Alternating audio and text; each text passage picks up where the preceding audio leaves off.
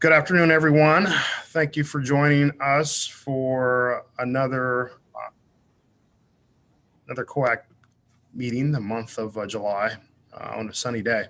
We have another packed agenda. Just for reminder, my name is John L. Bell, and I am the facilitator today for the Community Oversight Advisory Committee.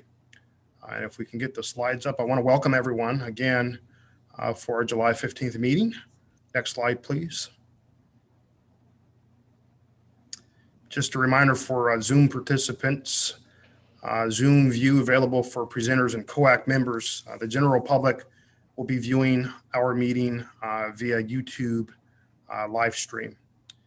If you will recall, we used a raised hand feature. If you can please utilize that if you have comments or questions, and I will look to call on each of you based on the raised hand feature. So please do use that.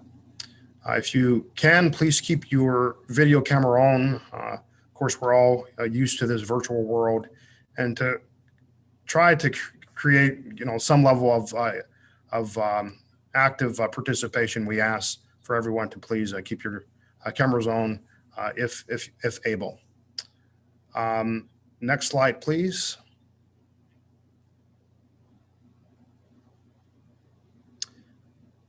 And just recall that we will be having breakout sessions, Zoom view available for presenters and COAC members. The general public will be viewing the breakout sessions when we do a report out, again, via YouTube and live stream.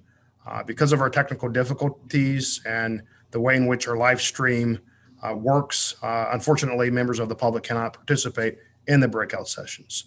But members of the public will receive report outs. Next slide, please. Just to review our agenda today, in a moment, we'll remind ourselves of our ground rules. We'll have a quick discussion about our June 17th meeting. We'll receive project updates from our project director, Megan Channel. Then we'll kick into gear with our CMGC, really having part 2 discussion around workforce and apprenticeship. Then we'll get into breakout groups. We'll have report outs. We'll receive public comments, and then we'll discuss next steps. Next slide, please. I covered this a second ago, so we can go ahead and move to the next slide. Just a reminder for members of the, if you can, thanks. Just reminders of members of the public, at 5:20 we will be back after the breakout groups. That will be the time we'll reconvene, and you will be in a position of hearing the report out. Next slide. Just a reminder, of course, all of these are pretty familiar to all of us. The ground rules of our discussions today. Please let everyone participate by listening to and respecting diverse views and opinions. For us to listen with an open mind, to value learning from different input, stay open to new ways of doing things. That's so critically important as we have conversations around workforce and DBE achievement. Really important for us to be creative and innovative, to treat others constructively and respectfully. Next slide. To please respect the role of the facilitator. Again, my job is to be a neutral facilitator and to help guide our discussion. For us to attack the problem, not the person, and disagreement, frustrations, and differences of opinion are acknowledged, explored, and addressed. Again, you all have been invited to participate in the Community Oversight Advisory Committee because of the great, both professional as well as lived experience you bring to bear. And we want to create the space and an opportunity for us to enrich ourselves with what you bring to the table. Next slide. You'll recall that you received meeting notes from our June 17th meeting. Are there any questions or comments or edits concerning the June 17th meeting?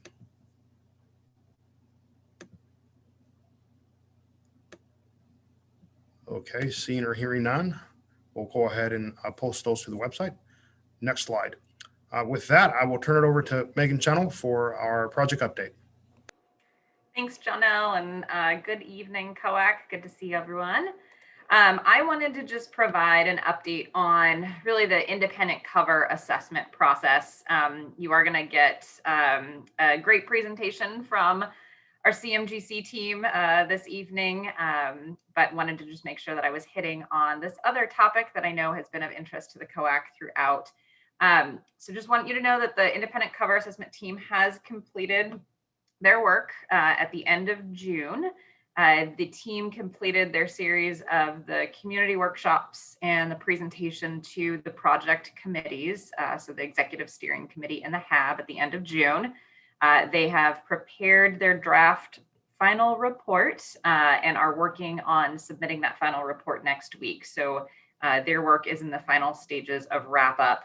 And the findings from that team's work will really serve as the foundation for future community discussions and further technical evaluations before a decision is made on how to proceed with the project in regards to the highway cover design and the programmed uses on top. I know that our last communication to the COAC via email was that we were planning to hold future joint committee meetings, so bringing the COAC together with the executive steering committee, the Historic Albina Advisory Board, really to continue the work of the highway cover assessment team and that community conversation as part of it. So this planning is still ongoing, but there has been a change, and we are going to cancel next week's July 20th joint meeting.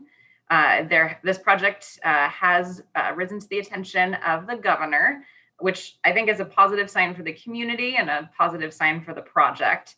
And in order to move forward with the project, the governor's office would like to better understand the community questions and concerns that have come up over the course of the independent highway cover assessment process, and is looking to facilitate a path forward between many of those community interests that have come up. So last week, the governor did tour the Rose Quarter project area and hosted conversations with key community stakeholders. And the governor has expressed and continues to express deep appreciation for the work that the project committees have done and expects that these conversations that she's convening will supplement, not replace, but supplement the work of the existing committees. So we're thankful for her leadership and continue to be thankful for the participation of the community, COAC, our other advisory committees in this important work ahead. So in order to provide space for those governor-led conversations, we are canceling the July 20th meeting, joint meeting next week. We'll be sending out an email. You'll be getting a message from me this evening with more information about this as well. And then we'll be looking to reschedule that joint meeting moving forward. So that's the biggest update that I've got for you today. But hang tight. I know that there's probably more questions in this than we have answers right now, but I'm just encouraged by the ongoing community conversation, the time that we'll have to continue to work through the details of this work in partnership with our important project committees such as yourselves. So thank you for staying in this with us and looking forward to those continued conversations. Great, thank you, Megan. Next, we'd like to invite Dr. Holt to provide an update on the Executive Steering Committee. Welcome, Dr. Holt. Hello, everybody. Good evening. Briefly, I would say that the Executive Steering Committee met, and it was the last presentation and met on the 28th of June, and it was the last presentation of the Independent Highway Cover Assessment Team. As you heard, Megan just mentioned, they wrapped up their work, and our next steps were as identified for the collective meeting and the series of meetings that I'm sure we are going to hold with each of the community groups, yourselves, the Executive Steering Committee, and then the Historic Albina Advisory Board to come to determination, some sense of collaborative strategy moving forward. So, and as you heard, it's also up in the air. So I don't know that there's any other depth that I could add, other than we met on the 28th. We're now kind of in this pattern with you, waiting for our next directives.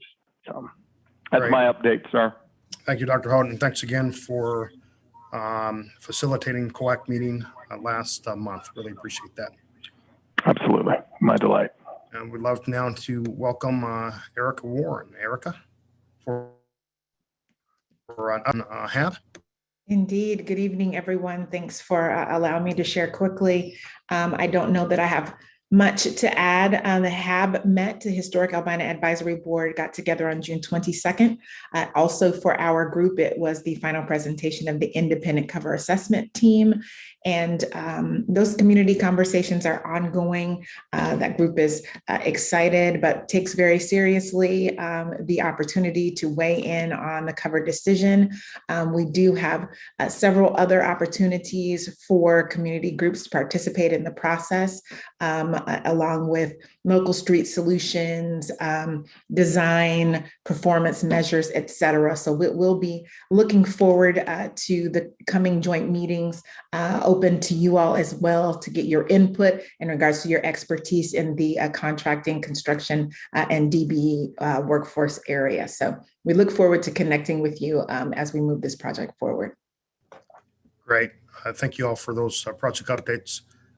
Next, we are going to welcome Bill Bruce to sort of open us up relative to our topic today, which is, again, rolling up our sleeves with our CMGC, discussing workforce as well as other things. So with that, Bill, I'm going to turn over to you. Just a reminder to members of the COAC, if you could please hold your questions till the end of the presentation. That will allow our CMGC to get through all of the material, and then we will have an opportunity of answering your questions at that conclusion. So please hold those questions, and then we'll answer them at the tail end of their presentation. So, Bill? Great. Thank you, Jonelle, and thanks everybody for being here again. We appreciate the commitment that it takes to be here with us. Tonight with me is my usual team, consisting of Jeff Moreland, Brianna DeCobb, Brad Sullivan, Matt O'Connell, Jennifer Erickson, Tayo Adishida, Webb Moreland, and Terrence Hayes. So if I could have the next slide, please. Just an overview of where we've been and where we're going. The first three meetings, March, April, June, were all on the subpart A of the diversity plan, the subcontracting. Tonight, we're going to start in on the first of three meetings dedicated to workforce. Tonight's presentation focuses on subpart B of the diversity plan, which should have come to you earlier in the week. It starts on page 19 of the overall diversity plan, if you happen to be reading along as we do these presentations. Subpart B is dedicated to apprenticeship, but it also, a main component of it is also the 20% green sheet analysis. So tonight's going to be heavy on analysis based on the 20% design. And then moving forward, August and September will both be dedicated to subpart C of the diversity plan, which is all the remainder of the workforce. So with that, let's get things started. If we could have the next slide, please. Again, we're looking at subpart B tonight. Apprenticeship and the 20% design workforce analysis. So next slide, please. So how y'all doing? My name is Terence, just in case you don't know.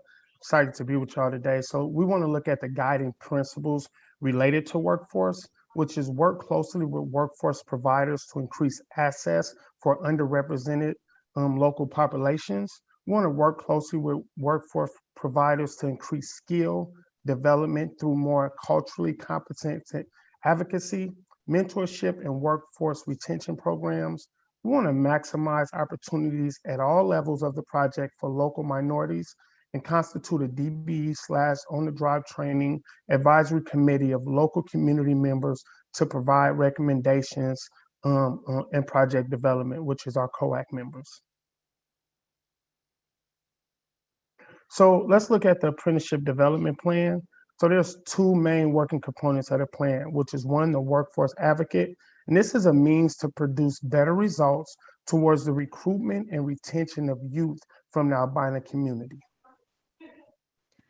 And the second part of the plan is the green sheet tool. So this is, I believe Bill called it the science when we presented it a few meetings ago, but it's the numbers behind the plan. So once the 20% design was completed, we were able to complete our estimate for the project, and our estimate is what we use to use this green sheet tool to predict opportunities for workforce and subcontracting. So let's look at the role of the workforce advocate. So the workforce advocate, a means to produce better results towards the recruitment and retention of the Black, Indigenous, people of color community, the BIPOC community, and management of the 4 avenues for employment through recruitment and retention. So I will be part of the workforce advocate team. I want to talk a little bit about that with you guys. So a couple months ago, I started this process, and in starting it, there's a few things that I caught along the way that I want to talk about, which is, again, recruitment, but I call it advocacy. There is really a struggle with trust between the Black community and the construction community for a lot of historical reasons. But one of the things I'm learning is that with all the amazing things we're trying to do moving forward, I want to be part of bridging that gap and rebuilding the trust between those communities. I talk to a lot of moms, a lot of grandmas who've been part of raising young Black men, especially in that community. And what I'm learning is that they generally associate construction with some form of like supremacy, or they're not going to treat their babies well, and they have a lot of concerns. And so I feel like it's my job to assure them that construction has grown, that we want to provide good jobs and opportunity for these young men and women, and that they have somebody like myself and many other people in construction now that is very conscious of this concern, and we're doing a lot of work to help. So that, that's part of the advocacy and recruitment. Then we want to look at retention. We have to get to a point in construction where we can keep young people in the BIPOC community. But I think there's a specific issue with keeping young Black men because we don't make them feel welcome, right? We are not being honest about the historical issues within construction concerning kind of a white supremacist disposition. We are at a point where we want to really be honest about those things and then start working towards, again, bridging that gap between those two communities and making young Black men and women feel welcome, and other members of the BIPOC community to feel welcome and cared for in construction. We want to give holistic support. We know that there are struggles in these communities, and we feel like that construction can be part of helping them get through that struggle as they learn and develop and become good in construction. And then again, we want to have honest cultural acceptance. We don't want to fake like we care or fake like we get it. We want to make sure that ownership and management in construction is understanding the cultural differences that exist in the BIPOC community. They're being supportive of those differences, and they're not mishandling that community. That's very important for me as a Black man in construction. So I want to make sure that as an advocate, I'm challenging ownership and construction management. And then excellence, right? I always say that Jeff Moreland, one of the first things he said to me is that our people must learn to build, right? We have to get to a point where young Black men and women have the highest level and skill sets in construction so that we can build. And what I believe that does is two major things. One, it creates unique economic opportunity because they actually can build and go after jobs and be excellent in those positions. And then two, it gives our community the opportunity to be self-sufficient, right? We have to learn to build so that we can rely on each other and sustain eternally. So my hope as a workforce advocate is to be able to attack these three things head on. And I believe with the programs that we're coming up with and the management that's in place right now in construction. I really believe we can do it. So I just want to make sure we do, and I'm gonna be the first person out there putting in the work.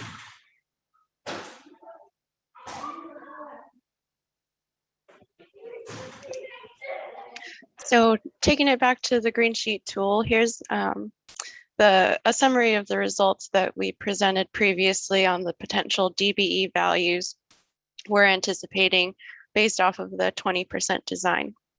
So as you can see, we're anticipating a total of 46% of the project to be subcontracted, and that's around $260 million. So of that 46%, we're anticipating around $160 million will be going to total potential DBE participation. And of that $160 million, you can see we have that split into 3 different categories. So we're anticipating 13% to be DBE subcontractors, 10% to be DBE mini CMGCs, and 5% to be the DBE capacity building. Next slide, please. After looking at the subcontracting values, we were able to take the green sheet tool and do an even deeper dive and extract the workforce values from this green sheet tool. So out of the tool, we were able to determine that around 1.4 million hours will be total craft hours. So after we figured that out, we were able to look even deeper and split it out by the different trades we anticipate to have on the project.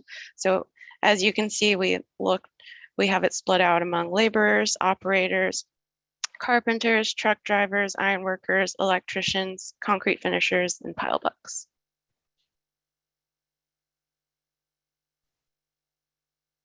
So for the project apprenticeship goals, we will be working with the subcontractors, and there will be a minimum of 20% registered apprenticeship hours for all contracts that are over 100,000.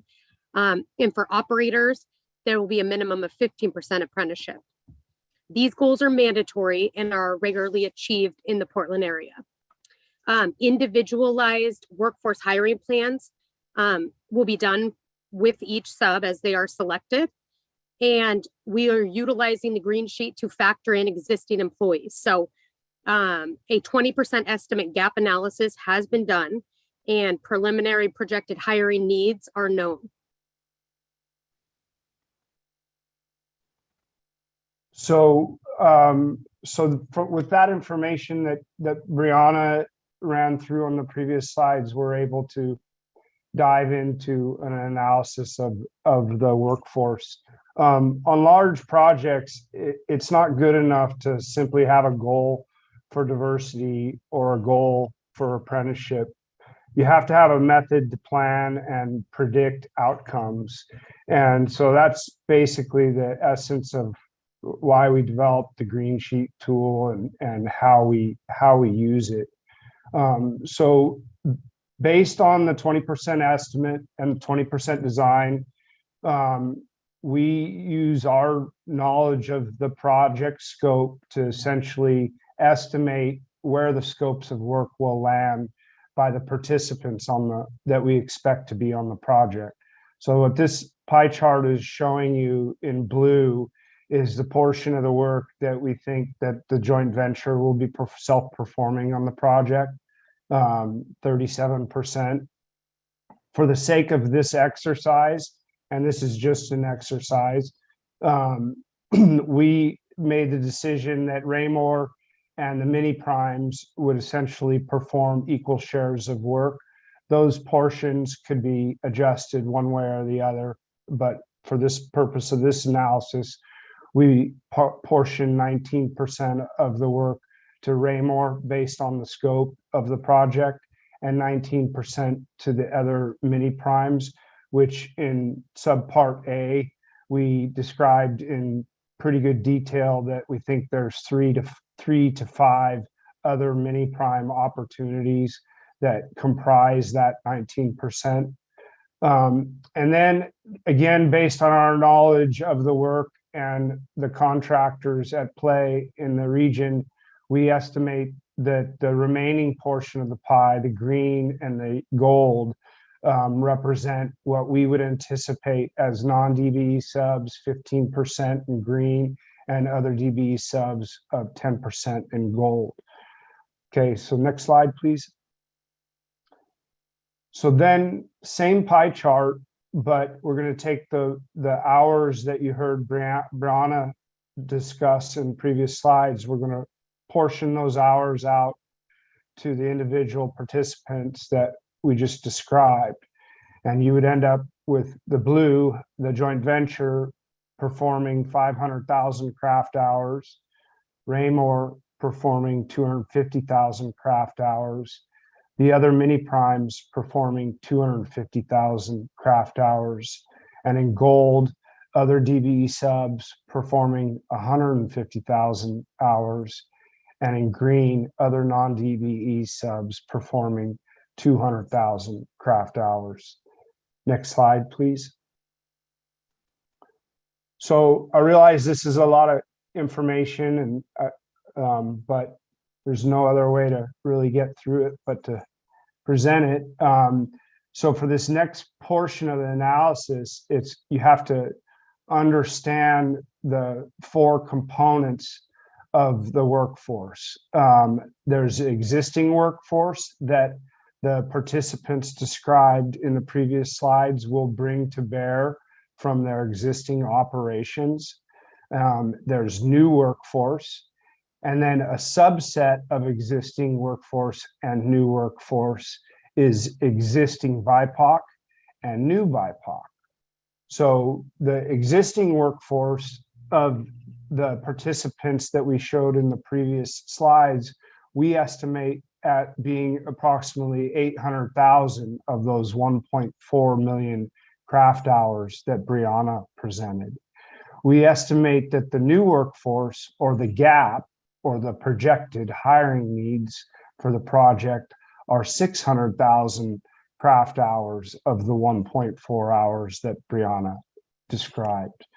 And the subsets of those two items, the existing BIPOC estimated at 250,000 craft hours. So these are existing BIPOC individuals that either work for the joint venture, for Raymore, for the other potential mini primes. And that's what we basically estimate, that there are 250,000 craft hours coming to the project existing today. And then the gap, or new projected BIPOC hours, of 300,000 craft hours. Next slide, please. So now what we're going to do is we're going to break down each one of the participants to the project. We're going to break them down individually based on those same categories.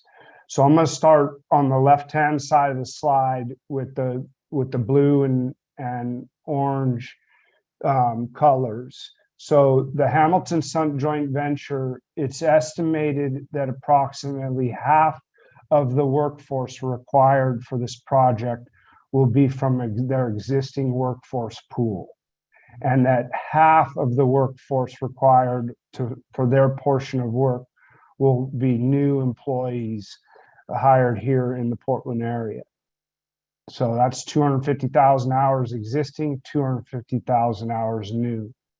So moving to the right-hand side of the screen, on the right-hand side of the right-hand pie chart, you'll see their existing workforce makeup, which is approximately 90% in the orange, non-BIPOC individuals representing 225,000 of the projected 500,000 hours, and their existing workforce containing 10% BIPOC individuals representing 25,000 hours in green. So our goal with the gap, the projected hiring needs for the project, is to essentially split it 50-50 or 1-to-1. So in gray, you have 120,000 hours of new projected BIPOC hours, and in gold, 130,000 hours of new non-BIPOC individuals. So this would be the goal and the assessment all in one slide for the joint venture. Next slide, please. So now we'll take a look at Raymore. On the left-hand side of the slide, you'll see that a larger portion of the existing hours are shown for Raymore, and that's really logical, being that most of Raymore's work is here on the Portland and market. So Raymore is not bringing people from afar. So it's estimated that approximately 200,000 of the 265,000 hours described for the Raymore scope of work is from existing employees, and that the new hours or projected hiring needs would be 65,000 hours in orange. So moving to the right-hand side of the slide, in green, unique to Raymore is approximately half of their existing workforce are BIPOC individuals. So it's estimated that existing BIPOC employees of Raymore will perform 100,000 hours of the 265,000 hours, and that their existing non-BIPOC hours in orange of 98,000 hours.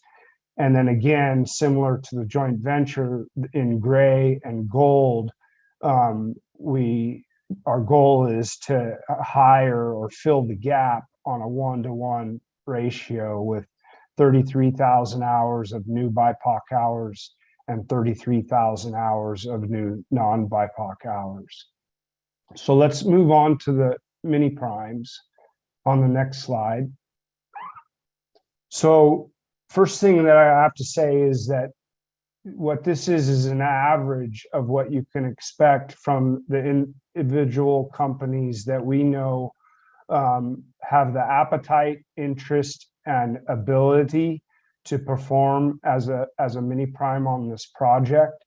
And we are always trying to grow new mini primes, but we do have a good inventory and a good knowledge of the individual firms that would create this average that I'm showing you here in this slide. So on the left, I would estimate that of the mini primes, we can anticipate that half of their hours will come from existing employees, 133,000 in blue, and that half of their workforce would come from new employees in orange, 133,000 hours.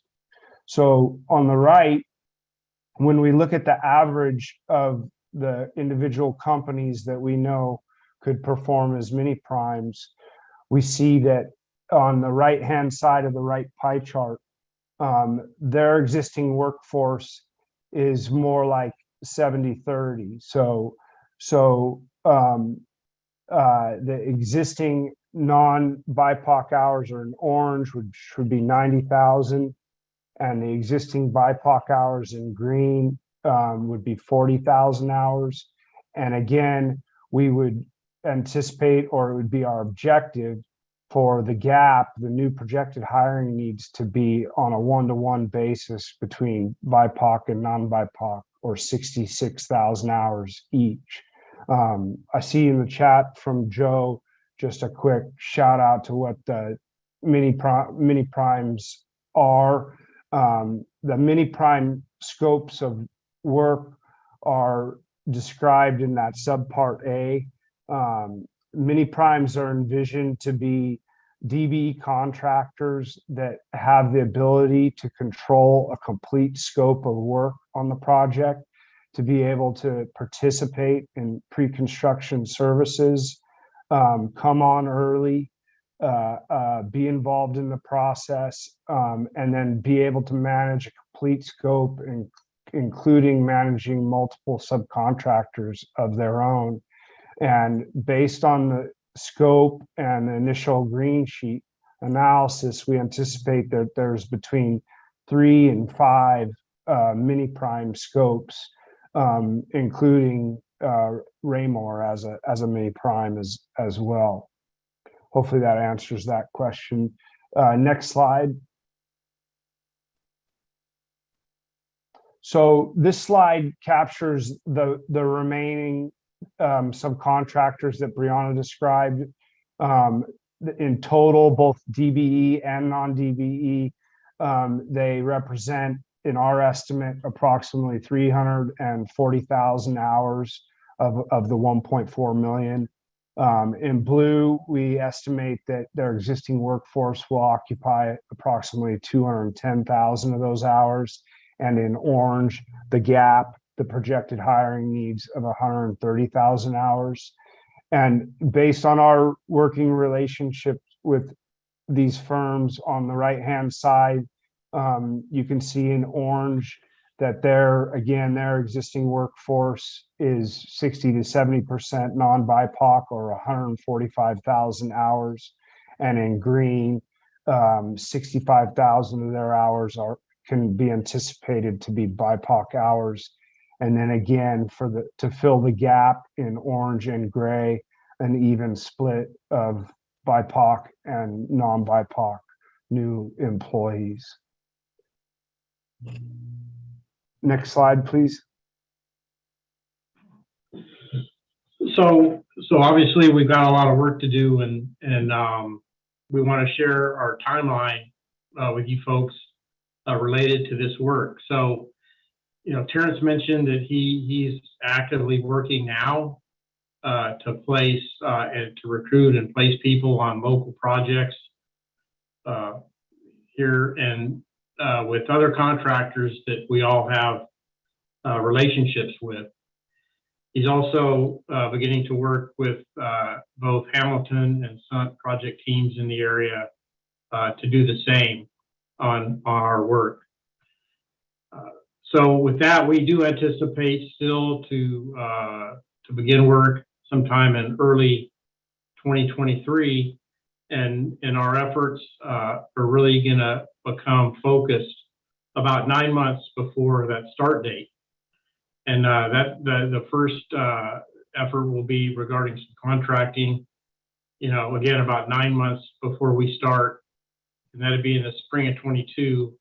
And then a couple months later, around 6 months in advance, to really begin hitting the workforce outreach in an aggressive manner.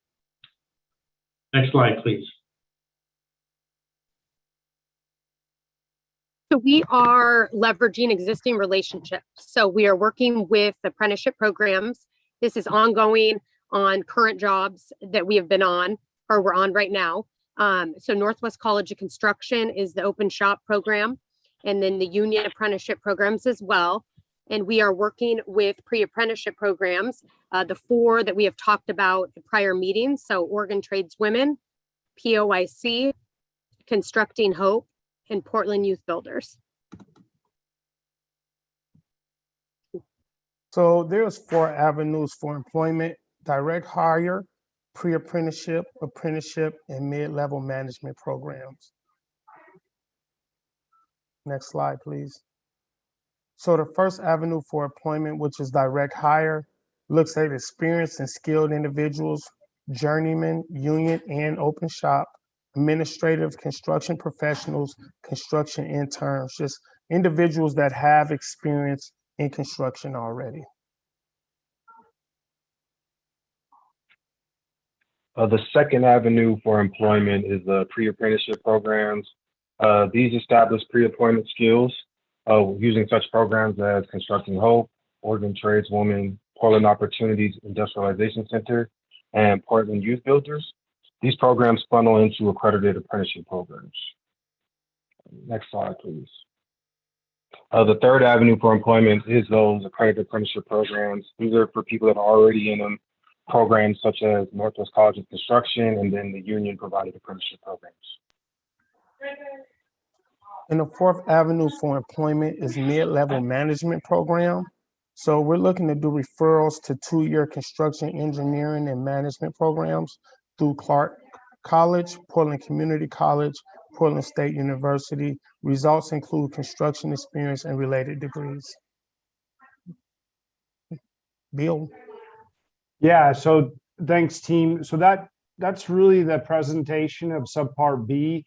The main themes are on our approach to the work to the apprenticeship is the use of the workforce advocate. That's new and that's key. The being able to predict, and that's the green sheet tool, and we'll continue to update that moving forward. And then really defining and working these 4 avenues to employment, and combining that with the workforce advocate. So again, that's the information. We think this is about presenting it to you and then gathering your thoughts and input, so that we aren't missing anything, that we can make this as great a plan as possible. So again, thank you for bearing with us. That's a lot of information. And I think we're ready to move to the breakout groups. Not quite yet. Thanks, Bill. Yeah. Now we'd like to take any questions or comments that folks might have, and then we'll get into the breakout session. So if folks can use the raise hand feature, we'll welcome any questions you might have. And I see Christine. Yes. Wow, that was a lot of information. Yes, you're correct, Bill. So in the report, you said you're going to hire a workforce advocate. Had Terence Hayes fill that role? Is he the workforce advocate? Yes, and there may be more than one. Okay. The next round of analysis that I'll present in the next 2 meetings will really take the hours, and it will start to define numbers of individuals. And once we can understand the number of individuals, we can then start to tailor whether we need 1 Terence or 2 Terences or 3 Terences. We have to define what the work scope is in order to tailor the approach. Well, I don't know Terence, but he sure sounded good. So welcome, Terence. Thank you. I have one more question, and I have to ask it, so don't feel offended or anything. When you said 20% a registered apprentice over $100,000, it sounds like a loophole because how many projects do you anticipate to be $100,000 or less where they can avoid that 20% registered apprenticeship? What kind of positions would fit in that category? Very in total dollars, very few. What kind of positions would that be? Do you have any idea? There are actually scopes of work. So we would have a subcontractor that has a subcontract value of less than $100,000. And that would exempt them. It wouldn't necessarily automatically mean that they don't utilize apprenticeships, but oftentimes we get specialty subcontractors that perform small scopes on that order of scale, and they aren't in accredited apprenticeship programs, and I think they're the exception. On such a large project, I would anticipate very few, less than $100,000. Yeah, and it's expected. Things happen, and you have to hire folks based on an emergency or situations. Thank you. Yes. Next, we have James Posley. Yeah. Hey, thank you, Bill. That's definitely a fantastic presentation. What you presented was in terms of hours, and I think that's all well and good. But the issue of quality of individuals and which crafts is pretty important to me. For example, that we've always had an issue with operators and whether or not there's going to be any special emphasis to bring those crafts that have historically not been amenable to bringing in people of color, whether or not there's any special emphasis on trying to bring those craft in line. We all, there's quite a bit of hours for laborers, as you all presented, but I'm concerned about getting enough people in the various crafts that will build capacity into the future, and that we have some equity or parity about how people of color fit into the whole realm of construction. So is there any, are you getting any support from ODOT to do that kind of work? The other second question is, I think what you presented is the typical construction atmosphere, historically what it's been, because I know this is how you do it with the green sheet. But with COVID, we already know that African Americans, for example, have a higher level of unemployment and have structural problems getting into the industry. And I'm concerned whether or not ODOT or whoever is going to give you guys the platform and the support in order to bridge some of those historical gaps that have been in our industry for some time. I know you guys have done a good job, but I know you're not miracle workers. I want to make sure that you're getting the kind of acknowledgement and support for what it's going to take to really make this project a success. I know that's a long question, but I know you can answer it, Bill. Can I answer it? Bill, let me take the second. Let me take the second question, part of the question. Can I take the first part when you're done, Jeff? Okay, you can take the first part first. Go ahead, T. So, Mr. Posey, thank you, sir. As always, happy to talk to you. I am absolutely conscious that trades like plumbing, electrical operating, and stuff like that is where we need to be.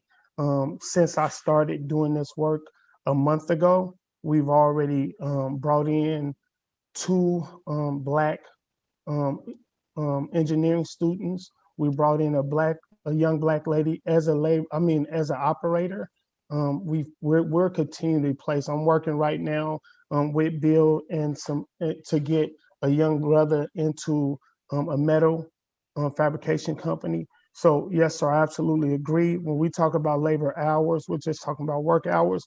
My goal as a licensed electrician is to make sure that we walking away as craftsmen, not simply like laborers, but we're walking away with higher, like I said, excellent as craftsmen. I am so focused, Brother Posey, on making sure our people get through this as craftsmen and women and not broom pushers. So as we go, you check me, you ride my tail, you make sure I'll continue to be committed to that. But I assure you that that's my focus. I am not going to allow us to disappear in this process and not come on top of this with some of the best paying craft jobs possible. I assure you, Mr. Posey, that's my focus as a Black man.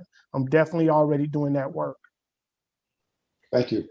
And the second question I'll answer is that, Posey, like unlike Terrence, he's telling you to stay on the tail, you stay on my tail.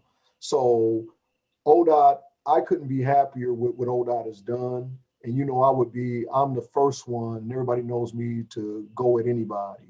But Megan and the whole team, even up with Chris and Brendan, have shown us nothing to date but complete support. We have a lot of people like Amber and John L. and Dr. Holt and his whole team and Erica.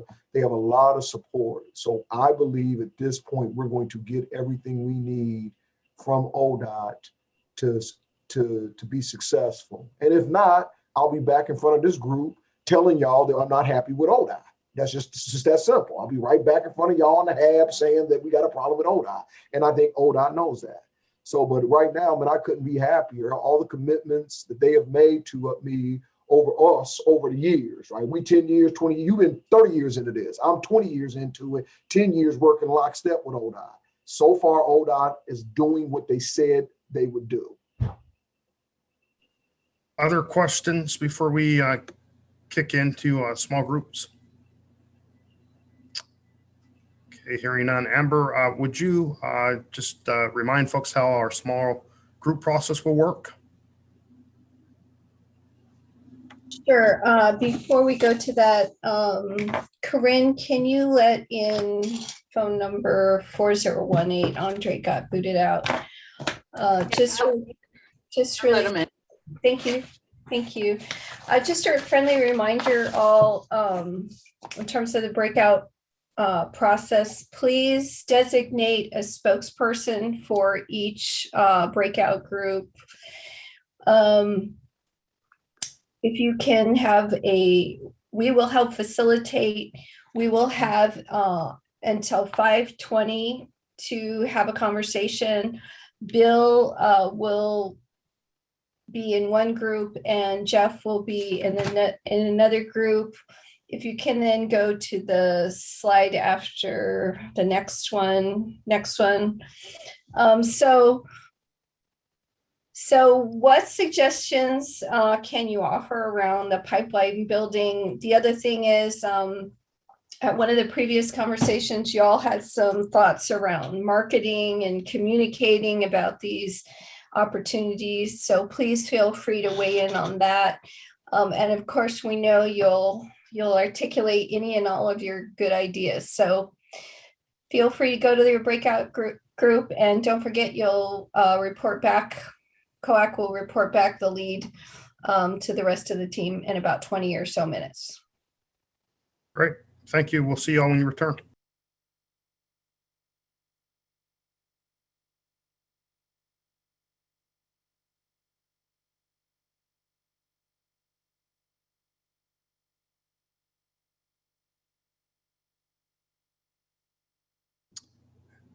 Welcome back, everyone. We'll wait just a few more moments until everyone's have come back.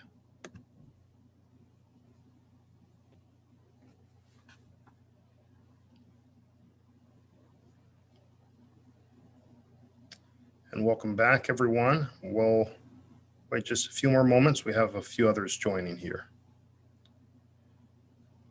Okay, Amber, I'm turning it over back to you to do our report out. So we were in breakout room 1, and in our room, Terence is going to report out for the COAC. How y'all doing? So we looked at a few things. I'm gonna just kind of go over them the best I can. One of the things that came up was just, and I think this is a continual theme, is giving the community enough time to respond to our workforce needs. And we will continue to talk more and more about that, but we just want to make sure we do. And then using, talking about as far as advertising go, using a professional person that specializes in getting the word out to a specific demographic to make sure that the people who need to hear the opportunities are hearing them. And that was one of the things. Also, then we talked a lot about basically cultural competency, making sure that we don't lose high levels of apprenticeship, especially in the Black community. Historically, Mr. Birch was talking about a 10-year study that followed and lost 60%, and just making sure that we're conscious and aware of that. And we definitely don't lose 60% of our young Black men in this workforce. Webb brought up a good point. Raymore is, I think Bill was saying, we're at 90% retention, and Webb made a good point that we're given the driver's seat to make sure that those numbers don't look like that on this project. And we're excited about being empowered to do that. And we're going to be very responsible in that and do well. So I don't think the numbers are going to look like that if Raymore is continuing that driver's seat, because we really love the people and care about those numbers. And Mr. Posey, Mr. Posey gonna get in on us. He was very specific about wanting and challenging the joint venture to do things that are not normal, not simply just empowering pre-construction programs and stuff like that, but getting into the community. And from what I get from Mr. Posey, and correct me if I'm wrong, sir, is taking our young people probably giving them some jobs and paying them as they go do the work, but not charging our elders and our community members to go do that work. So us as a joint venture being responsible to get deeper into the community, build healthy relationships and rebuild the trust in the community, not doing the normal stuff that contractors has been doing. That's ultimately kind of advantageous to the contractor, but getting beyond that stuff, loving on the community, being available. And to me, Mr. Posey, I heard things like when our churches are ran down, getting crews together and taking care of that type of stuff, just being real intentional about those things. And I just want to say, Terrence, in doing that, there's skills being built for the younger people, and so it's a win-win proposition. You build skills, learn how to run crews, learn how to distribute the work. There's some skill building that could occur along with that, and to identify those individuals in the community who have the aptitude to want to be in construction and move in that direction. We talk about building a pipeline. You got to start way back there. You feel me? And that's it for us. Okay, with our group, we had, this is one of the few times I didn't feel like I walked into the group and they went upside my head. So I felt pretty good about this breakout session. So we must have answered the question, but I'm gonna turn it over to Jennifer, who did the reporting out, and we had some very, very interesting thoughts and ideas that that the COAC came up with. Okay, so Joe's suggestion was like someone within the project partner with work systems or one of the workforce providers and have paid experiences now on the job site rather than later on. Figure out how to get the target population interested right now and have it be structured and paid. So this is a good way early to start introducing opportunities in the construction trades on the project. So Jeff asked, like, how do we do that with trades? Because you hear about it done with admin. So Joe said, if we are doing the same old, we get the same results, right? So we need to expose the BIPOC people now. How do we get beyond traditional barriers that are in the trades right now? And can ODOT be a part of facilitating this new strategy? So it was discussed, sitting down at the table and talking about this, pay people while getting into pre-apprenticeship maybe, to show that we're serious about it. And Joe talked about like a job shadow, spend time on the job, explaining components, see the work in action, walk around with the superintendent, learn that kind of stuff early rather than just boots on the ground, and be paid for this. Kenichi talked about, like, if we, talk to other programs in the state, because we're going to need as many bodies as we can for this work. And then she also brought up what about labor mobility and about people reaching outside of PDX for labor for the project. Jeff talked about how we were working with pre-apprenticeship groups and work systems. Right now we're focused on the historic Albina area. We're not going to exclude anybody, but right now that's our target. And then Kenichi brought up a lot of Black people live out in rural areas, just something for us to keep in mind.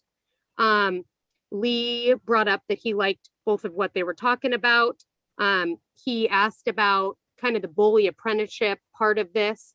If you brought people on early, we talked about people don't necessarily have to go through pre-apprenticeship if they're ready to go. And then it was discussed that general contractors have a commitment to inspire possibilities in the trades and recruit BIPOC. If we can get work systems to partner with us to help offset costs on hiring early, training and mentoring and construction, then that could be a really good thing. Also, Joe brought up talking to workforce development boards. They're a tight group of people. We can use them to share information, our intentions for the project and our recruiting, talk about it statewide. So everybody knows about it and everybody's kind of helping and working on it together. And then Kenichi brought up talking also to nonprofits, share the info with them as well. And that's all I have. Thanks, Jennifer. Right. Amber? Can I add to that just a little bit? Please. Yeah, I just would say that I'm totally on board with Jeff in terms of the focus on our area and folks that have been mostly impacted in the Albina area. But we might have to go outside. We may have to go outside, and I think that there are some networks in addition to the workforce development boards throughout the state. The African American Black Student Success Plan. I'm a member of a number of organizations that we can disseminate this information to.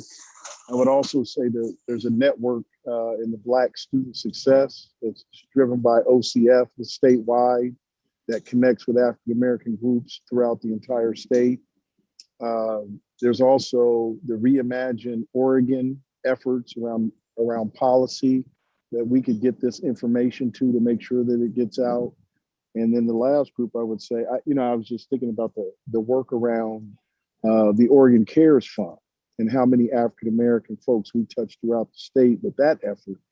And I think that information flow to those awardees and folks connected there would, if we did a really good job, and I know we can, of sending the information out now, getting this information out now about the opportunities, I think that'll give us the best chance to build a pipeline of African American and folks from the BIPOC community to be prepared for this project. Great. And I see James Posey, you have a comment or question? Yeah, I just want to say that we really are missing the resources out of the supportive services dollars that already come to ODOT for many, many years. We need to take a look at those supportive services dollars that is a percentage of all the highway dollars that come to the state of Oregon, and really waiver those dollars into a way where we can really incentivize folk who want to be in construction. And it just takes the political will to go talk to people to really get that money focused on incentivization. You know, there's only a few things that motivate people, and I got to tell you, that money is one. You know, I don't know if y'all know that, but one way to motivate people is to get some money in their hands. So the supportive services dollars could be structured in a way to really accommodate some of the creative things that Terence is talking about. He's one man, but he ain't Superman. Why don't you give him a crew to do what he's trying to do? So this is all hands on deck, y'all. And I don't know if we're ever going to find an opportunity to do this with everybody moving in the same direction. Brad is even giving his muscles up here on this thing. So the supportive services dollars have to be accessed and be restructured to put some money in the hands of people to get this done. Can somebody talk about those? James, you brought those up before. I'm not familiar, but what type of how much money are we? Yeah, can somebody give me a sense of what we talking about? Listen, somebody Joe, from ODOT which is crazy.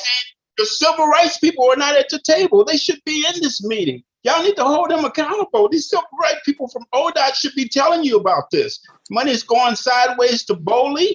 It should be in your hands, Joe. You could do more with this money than any of them people that they giving at Boley, because Boley's acting as a middleman for this. This is what I'm talking about. Where is the civil rights people in this whole conversation from ODOT? That's good commentary. I'll let that conversation continue offline, but I think those are good points made. No, but hold on. Can I just say, but I get to this comment, but as we're having this conversation, we're talking about a pipeline. It sounds like, can somebody from ODOT respond to my question? What kind of money are we talking about? What is it for? I mean, can we use this money to help build the pipeline, or? Where's ODOT? Sorry, I was finding my mute button there. Hey, everybody. For the pipeline building, you know, that is really part of the purpose of the technical assistance program, specifically for Rose Quarter. But what I think you're asking for is what other dollars also are available within ODOT within the Office of Civil Rights beyond just Rose Quarter for additional capacity and pipeline building. I don't have that information right at my fingertips. James, you're making a really good point that the folks that can answer that question are not at this table right now. So that is an action item for me, and a change that we can make at our next meeting. And then Joe, I'll have to follow up and get back to you kind of on the on that piece specifically. Great. Thank you all for that Thank you. terrific discussion. Now we are going to transition over to public comment. Natalie, if you could remind us of what the process is, I'll hand it over to you.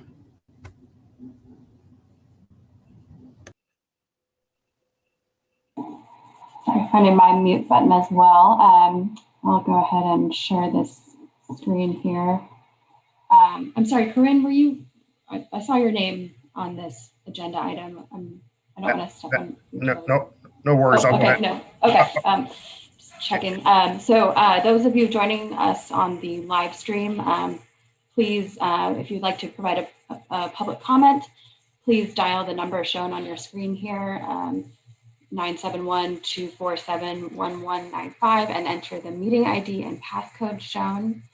The meeting ID is 884-8824-7639 and passcode 095146.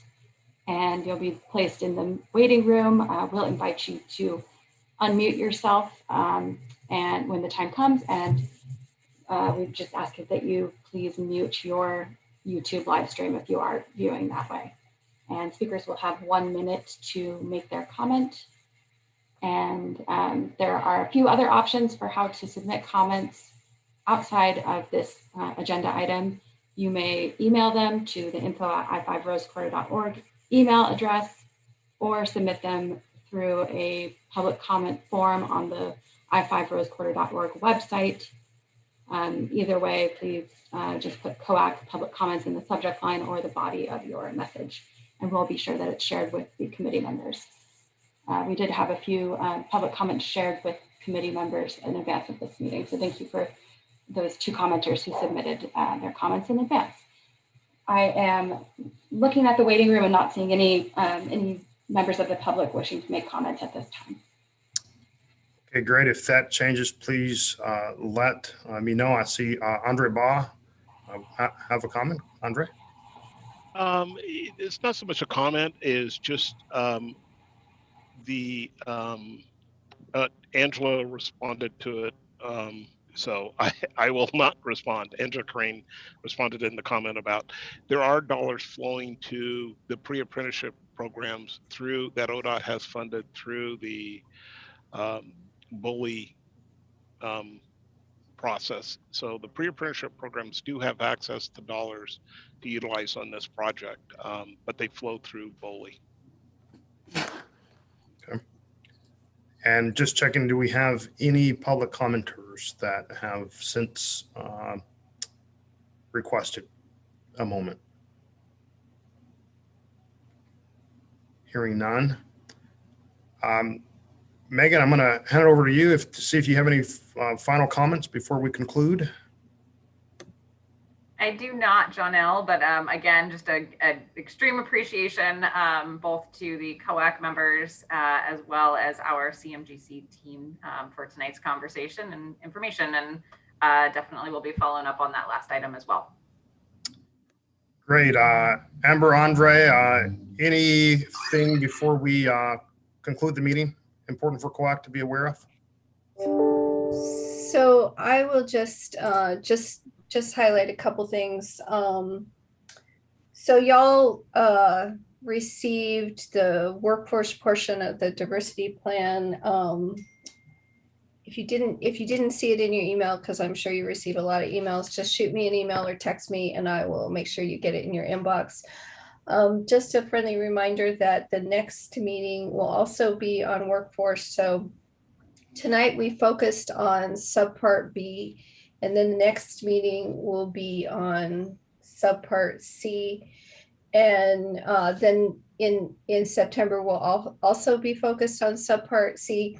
And the other thing is in next couple months, we'll also be discussing a community matrix, which is, if you recall, when we, you know, in the past, we had kept track of all of your comments, and then we laid out how your comments were folded in the specifications. So we've been doing that as well, so as to ensure that you understand how your comments thus far as it relates to the diversity plan have been incorporated into the approach for the JV. So we will get back to you soon about that information. So looking forward to talk to you guys again in August. Great, thank you. Anything from you, Andre?